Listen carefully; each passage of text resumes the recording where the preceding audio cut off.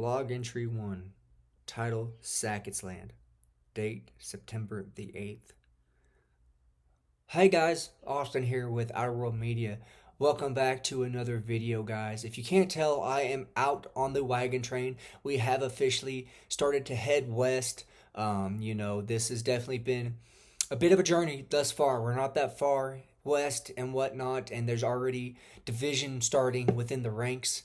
I know the guys tend to not like when I set up and take down camp, as you can see here.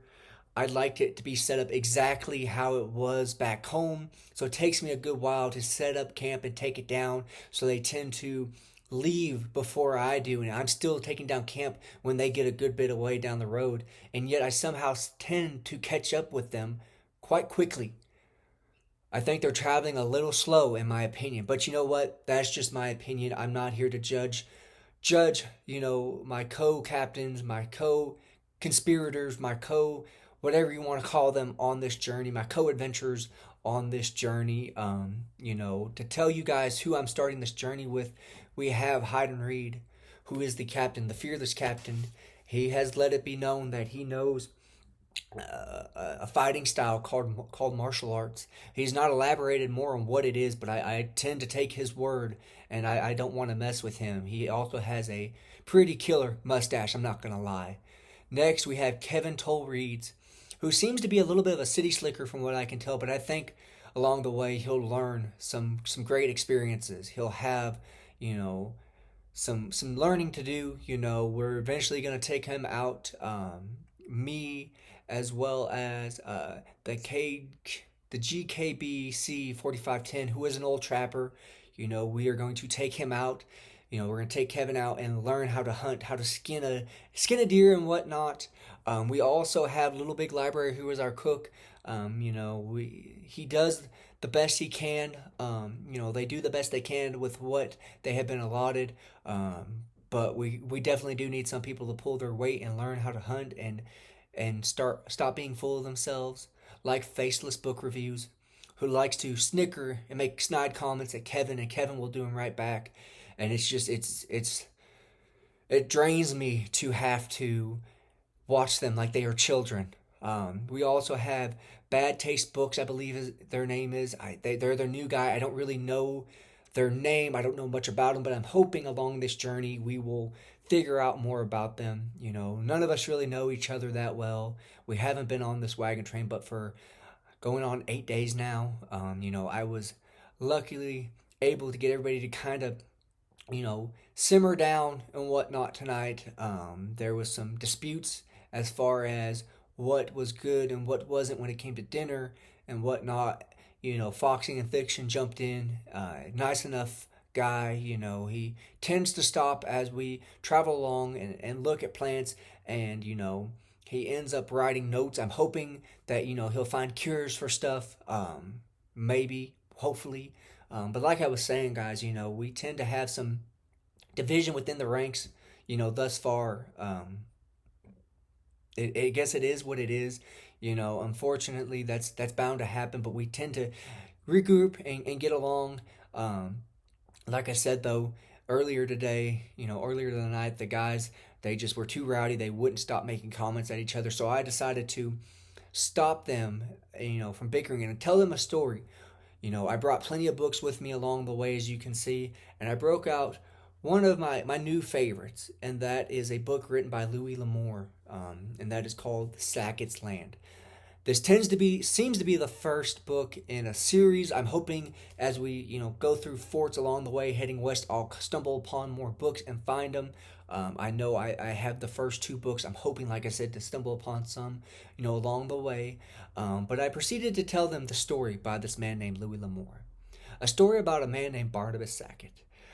The story starts off in England. As we know, we don't like the English very much because, we have branched off from them. We kicked their butts in 1776 and declared independence.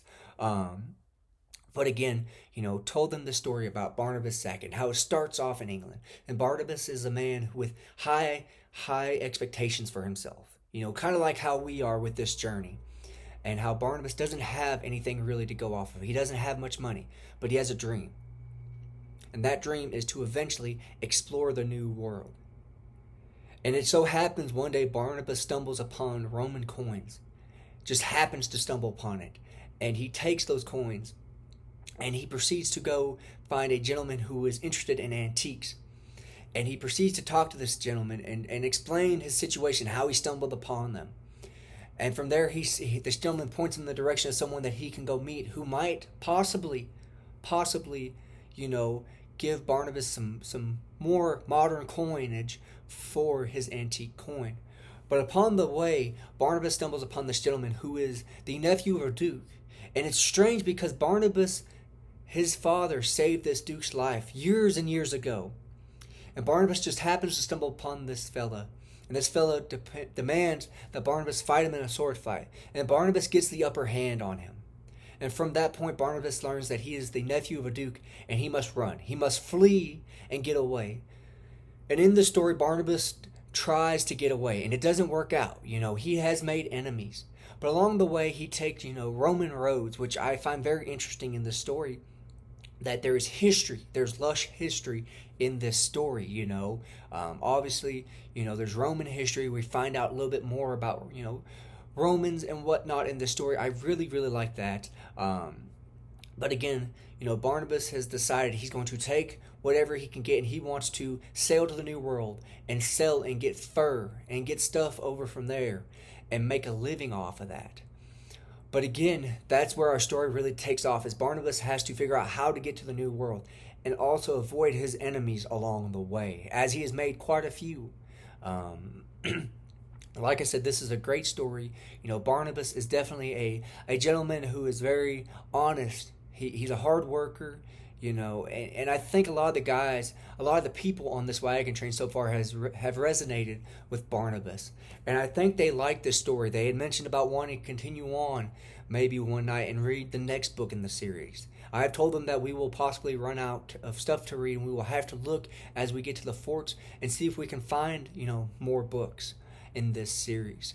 But again, Barnabas goes to kind of highlight, give you highlights of this book. Barnabas does get to the New World. He makes friends with certain Indians, He also makes enemies with certain Indians. He meets a fair lady along the way. This story is just about Barnabas' adventure to the New World. And this is such a great story. I highly recommend this. Like I said, the guys seem to enjoy this story. We'll see how this wagon train gets on. Hopefully, we pick up some more people along the way. I know we are all in awe as we lay down tonight and look at the stars above us and look at what the Lord created and whatnot. I think somewhere along the way, we need to see if we could pick up maybe a pastor or something along the way, or a preacher, just somebody to spread the good word to us and keep us all in line. Because I'm not going to lie, it's hard being the peacekeeper of the group. I know I was drinking coffee the other morning, and Kevin decided that he wanted to snicker about how much I talk about coffee in the morning, how much I love it. But what Kevin doesn't realize is coffee is the only thing keeping me away from kicking his butt. He also complains about my slurpage in the morning as well.